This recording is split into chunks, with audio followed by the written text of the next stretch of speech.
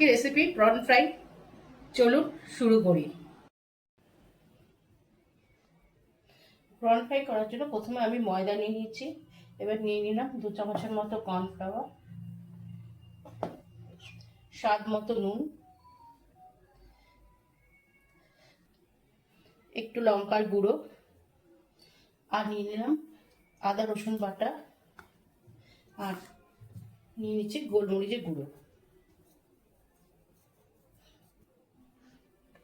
আমি এবার এটা জল দিয়ে মিশিয়ে নেব।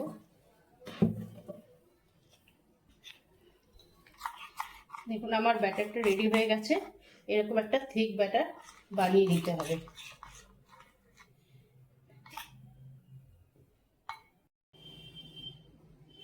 এবার আমি একটা বাটির মধ্যে একটা ডিম ফাটিয়ে নিলাম।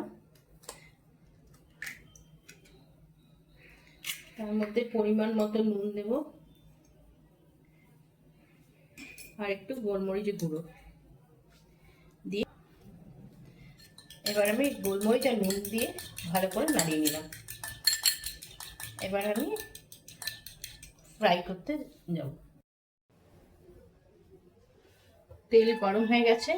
এবার আমি এই বাটারটার মধ্যে চিংড়ি মাছটা চুবিয়ে নিলাম।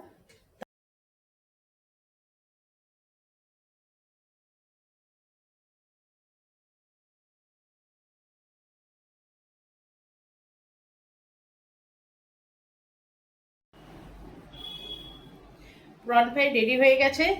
যদি রেসিপিটা ভালো লাগে একটা লাইক সাবস্ক্রাইব করে দেবেন।